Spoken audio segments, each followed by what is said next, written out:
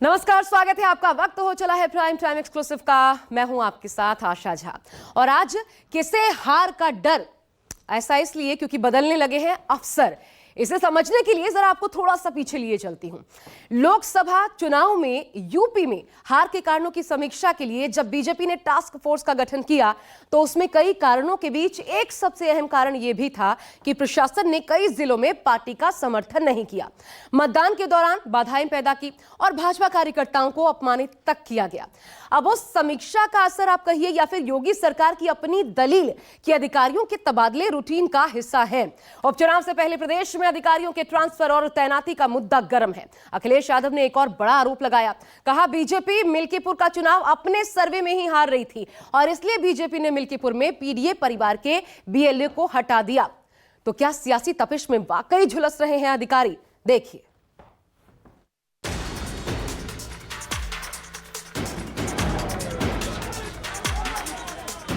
माफियाओं के सामने नाक रगड़ने वाला व्यक्ति भारत की संत परंपरा को माफिया कहता है। बीजेपी भारतीय जनता पार्टी नहीं, भारतीय जमीनी पार्टी बन गई है। सरकार में जितने दिन मुख्यमंत्री जी रहे हैं उससे बहुत कम दिन बचे हैं अब जाने को। हम लोग मिलके लड़ेंगे और 10 की 10 जीतेंगे, भाजपा को 200 सीटें। समाजवादी पार्टी समाप्तवादी पार्टी है, भाजपा ही वर्तमान है, भाजपा ही भविष्य है। बीएलओ हटाए जा रहे हैं, जात के आधार पे बीएलओ अपॉइंट हो रहा है। यूपी में भी बहुत जल्दी तय हो जाएगा। साथ आना, साथ काम करना, ये बहुत अच्छी परंपरा है राजनीति में। यूपी उपचुनाव का काउंटडाउन शुरू हो चुका है। 10 में से 9 सीटों पर चुनावी जंग का ऐलान चुनाव आयोग ने कर दिया। मुकाबला कांटे का है, लड़ाई वर्चस्व की है, लड़ाई साख की है, लड़ाई 2027 में सत्ता के दावेदार की है और इस लड़ाई में सीधा मुकाबला है सूबे के सीएम योगी आदित्यनाथ और इंडिया गठबंधन की अगुवाई कर रहे अखिलेश यादव के बीच। ये दो चेहरे हैं जिनकी साख का सवाल बना है यूपी का उपचुनाव। तुमने गलती की है और इसलिए प्रदेश की जनता बार बार तुम्हें ठुकरा रही है, बार बार ठोकर मार रही है। अब उतना समय सरकार के पास नहीं है जितने समय सरकार ये लोग चला चुके हैं। सरकार में जितने दिन मुख्यमंत्री जी रहे हैं उससे बहुत कम दिन बचे हैं अब जाने को। तो जाते समय कौन याद करता है? समाजवादी पार्टी के लोग कर पाएंगे क्या? अरे उनको अवसर मिलेगा, फिर डकैती शुरू हो जाएगी, लूटपाट शुरू हो जाएगी। बीजेपी से मुक्ति होने का मतलब है तमाम परेशानियां, दुख, संकट से मुक्ति होना। यूपी के इतिहास में शायद ही ऐसा देखने को मिला हो जब किसी उपचुनाव को लेकर इतनी ज्यादा सरगर्मी देखने को मिली हो। और इसका सबसे बड़ा कारण है लोकसभा चुनाव के नतीजे। 2024 के लोकसभा चुनाव में बीजेपी को यूपी में करारा डेंट पहुंचा। जिस यूपी में बीजेपी अति उत्साह में थी, 80 की 80 सीटें जीतने का दावा कर रही थी, उसी यूपी में बीजेपी का किला ध्वस्त हो गया। अखिलेश और राहुल की जोड़ी ने पीडीए यानी पिछड़ा, दलित और अल्पसंख्यक को ऐसे लामबंद किया कि बीजेपी 62 सीटों से सीधा 33 सीटों पर सिमट गई। ऐसे में अब उपचुनाव में इसी नतीजों की अग्नि परीक्षा है। ये चुनाव वो टेस्टिंग ग्राउंड बन गया है जो ये तय करेगा कि 2027 में यूपी की सत्ता किसे मिलेगी। भारतीय जनता पार्टी 10 की 10 सीटें जीतेगी। समाजवादी पार्टी कम से कम 50-60 हजार वोट से जीतेगी और एक इतिहास कायम करेगी। भाजपा मजबूत तो भारत मजबूत, भाजपा कमजोर तो भारत कमजोर। एकजुट है, पूरी ताकत के साथ एकजुट है, भाजपा को विदा कर देंगे उत्तर प्रदेश। लोकसभा चुनाव में मिली हार के बाद बीजेपी लगातार बैकफुट पर नजर आ रही है और यही वजह है कि वो विपक्ष के आरक्षण और संविधान के नैरेटिव को तोड़ने की कोशिश भी कर रही है। तो दूसरी तरफ विपक्ष भी पीडीए के बलबूते पर सरकार की जबरदस्त घेरेबंदी कर रहा है। एक एक मुद्दे को हथियार बनाकर सरकार पर वार कर रहा है, इस उम्मीद में कि इसका सियासी फायदा उसे आने वाले वक्त में जरूर मिलेगा। दरअसल इस चुनाव में विपक्ष सत्ता पक्ष पर लगातार हमलावर है। हर एक मुद्दे को पीडीए से जोड़ रहा है ताकि ये नैरेटिव सेट किया जा सके कि योगी सरकार पिछड़ा, दलित और अल्पसंख्यक विरोधी है। अखिलेश यादव लगातार योगी सरकार पर अफसरों की पोस्टिंग ट्रांसफर को लेकर सवाल उठा रहे हैं। आरोप लगा रहे हैं कि बीजेपी सरकार अपने फायदे को देखते हुए अफसरों की ट्रांसफर पोस्टिंग कर रही है। साथ ही ये आरोप लगा रहे हैं कि जात देखकर अधिकारियों के पोस्टिंग की जा रही है। मिल्कीपुर का चुनाव उनके अपने सर्वे में वो हार रहे थे। बीजेपी और उनके साथियों का जो इंटरनल सर्वे होता है उसमें वो हार रहे थे, इसीलिए उन्होंने पहले बीएलओ बदले, जिसमें कि पिछड़े पीडीए परिवार के सब बीएलओ हटा दिए गए, पीडीए परिवार के अधिकारी हटा दिए गए। दरअसल समाजवादी पार्टी का आरोप है कि योगी सरकार ने मिर्जापुर में पुलिस कर्मियों का ट्रांसफर किया, साथ ही कानपुर में 98 बीएलओ हटा दिए क्योंकि वो पीडीए परिवार से आते थे। वहीं मिल्कीपुर में चुनाव टालने को लेकर भी अखिलेश बीजेपी पर हमलावर है। उन्होंने इस मुद्दे पर योगी सरकार को घेरा और कहा कि बीजेपी जान चुकी है कि वो हार रही है, इसलिए उसने जानबूझकर कोर्ट का रुख किया। लेकिन कुछ भी कर ले, जीत इंडिया गठबंधन की ही होगी। उन्हें इंटरनल सर्वे में वो हार रहे थे, हार चुके थे, इसीलिए उन्होंने चुनाव टाला। अब उनकी बदनामी हो गई। जो जंग में नहीं आ पा रहे वो जंग से बाहर पहले ही हो गए, तो अब अपनी बदनामी बचाने के लिए कोर्ट का चक्कर लगा रहे हैं और इलेक्शन कमीशन का चक्कर लगा रहे हैं, जिससे कि चुनाव वहाँ हो जाए। अगर 2 दिन के अंदर ये लोग नहीं कर पाए तो चुनाव नहीं होगा। हमारी भी अपील है कम से कम 2 दिन के अंदर कोर्ट से वो रिट वापस ले लें। यूपी उपचुनाव में 10 सीटों की जंग में 9 सीटों पर चुनाव की तारीख तय हो चुकी। ऐसे में सिर्फ ट्रांसफर पोस्टिंग ही नहीं बल्कि प्रशासनिक अमले की कार्यप्रणाली को लेकर भी अखिलेश लगातार हमलावर। उनका आरोप है कि सरकार प्रशासन का दुरुपयोग कर रही, साथ ही सरकारी एजेंसियों का भी इस्तेमाल कर रही। भारतीय जनता पार्टी हर वो काम करती है जिसमें समाज में नफरत फैले, दूरियां बने।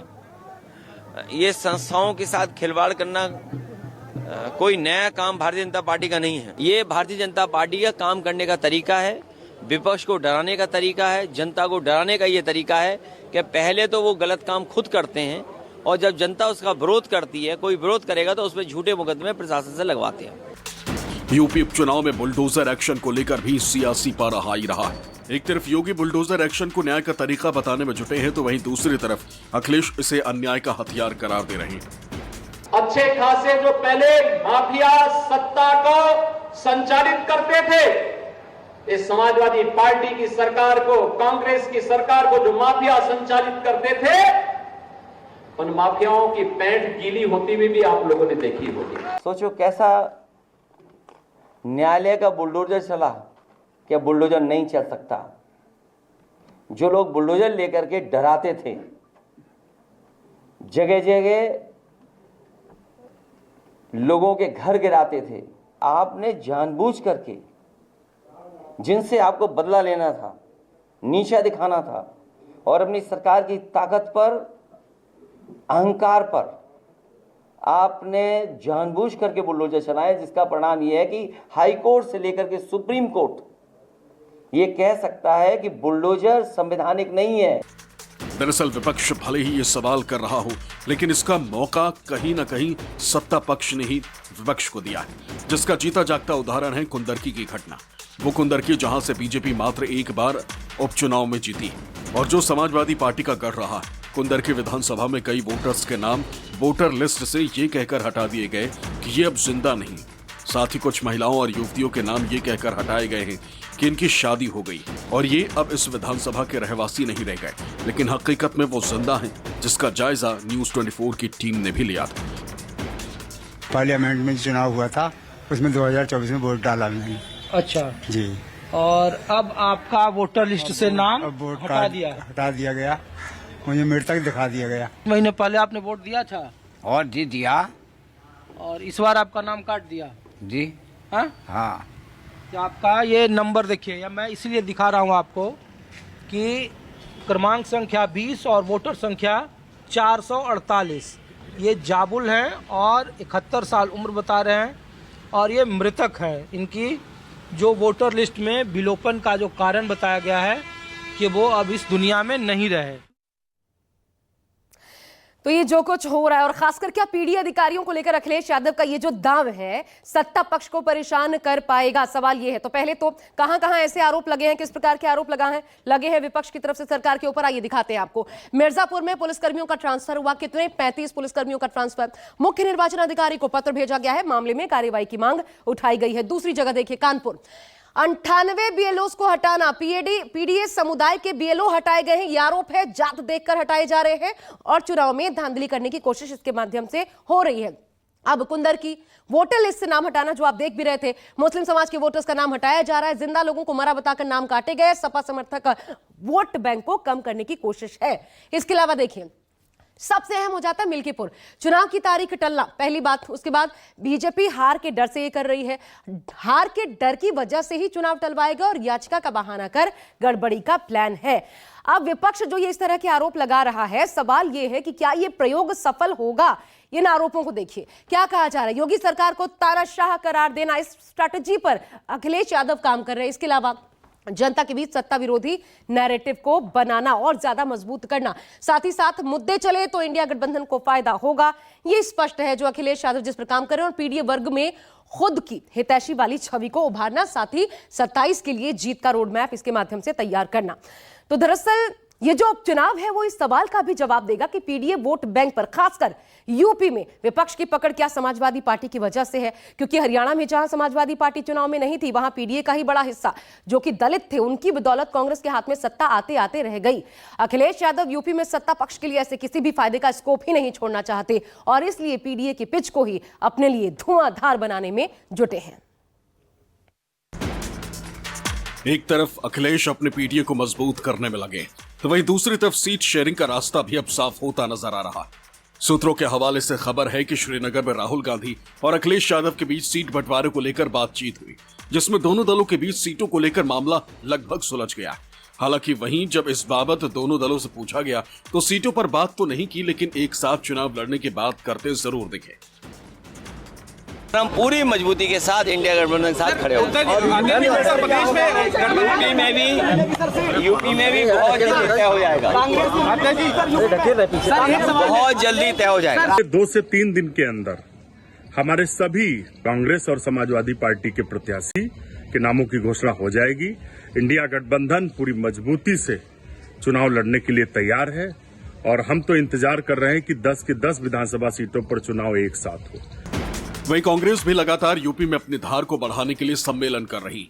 अब तक कांग्रेस यूपी उपचुनाव के 10 में से 9 सीटों पर संविधान सम्मेलन कर चुकी। इस सम्मेलन के माध्यम से कांग्रेस जनता के बीच ये नैरेटिव सेट करने की कोशिश कर रही कि बीजेपी संविधान विरोधी है और अगर सत्ता में बनी रही तो संविधान को बदल देगी। भारतीय जनता पार्टी और माननीय मोदी जी और उनके साथी बार बार जिस संविधान को बदलने की बात कर रहे हैं, बार बार समाज के समाज को अलग अलग भागों में बांटने की बात कर रहे हैं, वहां संविधान को बचाने और इस देश को लोकतंत्र को बचाने के लिए ये आयोजन किए गए हैं। हमारी जो 10 सीटें हैं, हम 10 सीटों पर ये संविधान बचाओ संकल्प सम्मेलन किए हैं और आगे भी हम मजबूती के साथ खड़े हैं। यूपी उपचुनाव में एक तरफ जहां इंडिया गठबंधन अपनी तैयारियों को अंतिम रूप देने में जुटा हुआ है, तो वहीं दूसरी तरफ एनडीए गठबंधन में सीटों के बंटवारे को लेकर तस्वीर अभी तक साफ नहीं हो पाई है। ऐसे में मुख्यमंत्री योगी आदित्यनाथ की चुनौतियां बढ़ती हुई नजर आ रही हैं। एक तरफ योगी को पार्टी के भीतर एकजुटता बनाए रखनी है, तो वहीं दूसरी तरफ सहयोगियों को भी साथ लेकर चलना है। ऐसे में उत्तर प्रदेश में होने वाले उपचुनाव में बीजेपी की राहें थोड़ी मुश्किलों भरी नजर आ रही है। 2024 को लोकसभा चुनाव में अखिलेश का पीडीए फॉर्मूला सुपरहिट रहा। अखिलेश ने M22 समीकरण को छोड़कर पीडीए वाला नया समीकरण बनाया। मुस्लिम यादवों के साथ साथ पूरे पिछड़े और दलितों को जोड़ा और नतीजा ये हुआ कि लोकसभा चुनाव में यूपी में समाजवादी पार्टी सबसे बड़ी पार्टी बनकर उभरी। अब उसी समीकरण को लेकर समाजवादी पार्टी यूपी उपचुनाव में ताल ठोक रही। उत्तर प्रदेश में होने वाले ये उपचुनाव एक और मोर्चे पर देखे जा रहे हैं। जन नेता यानी कि लोकप्रियता के मोर्चे पर भी इस उपचुनाव को देखा जा रहा है। देश के तमाम सर्वे में सर्वाधिक लोकप्रिय मुख्यमंत्री माने जाने वाले योगी आदित्यनाथ के लिए ये उपचुनाव एक लिटमस टेस्ट की तरह है। समाजवादी पार्टी इस उपचुनाव में ज्यादा सीटें जीतकर अखिलेश यादव के पक्ष में नैरेटिव सेट करना चाहती है। ऐसे में देखना दिलचस्प होगा कि उत्तर प्रदेश में होने वाले इन उपचुनाव में विपक्ष के मुद्दे ज्यादा हावी होते हैं या योगी आदित्यनाथ की नॉन टॉलरेंस वाली छवि। तो लड़ाई जो है वो कांटे की है, महाभारत का रूप ले चुकी है और इंडिया का सीट शेयरिंग फॉर्मूला जो है ऐसे में वो अब तक किस तरह पक्का माना जा रहा है, जिस पर सिर्फ ऐलान होना यह कहा जा रहा है कि मात्र बाकी है। सूत्र जो बता रहे हैं हम आपको दिखाते हैं न्यूज़ 24 पर। देखिए कितनी सीटों पर कौन चुनाव लड़ेगा। समाजवादी पार्टी 8 सीटों पर, कांग्रेस 2 सीटों पर चुनाव लड़ने जा रही है। कौन सी 2 सीटें हैं वो भी आपको दिखा देते हैं कुल मिलाकर के। और एसपी जिन 8 सीटों पर चुनाव लड़ेगी वो भी आपके सामने रखते हैं। देखिए एक एक करके। करहल, सीसामऊ, फूलपुर, मिल्कीपुर, कटेरी, मझवा, कुंदरकी, मीरापुर। कांग्रेस देखिए जहां यह बात हो रही थी कि आधी सीटों पर लड़ सकती है, मात्र 2 पर सिमट गई कांग्रेस। कौन कौन सी सीटें हैं? खैर और गाजियाबाद। गाजियाबाद एक तरह से बीजेपी का गढ़ है। पिछले 20 सालों में समाजवादी पार्टी यहां से चुनाव जीत नहीं पाई और खैर में पिछले 2 चुनाव से बीजेपी जीत दर्ज कर रही है अतुल गर्ग के जरिए। उसके पहले यह सीट आरएलडी ने जीती थी और यहां से इस उपचुनाव फिर आरएलडी चुनाव लड़ सकती है, ऐसी खबर है। यानी जीत हार के समीकरणों को ध्यान में रखते हुए अखिलेश यादव बेहद सोच समझकर मात्र ये 2 सीटें ही कांग्रेस को देने को राजी हुए हैं, क्योंकि उपचुनाव की जीत और हार ही 2027 तक का रास्ता तैयार करेगी।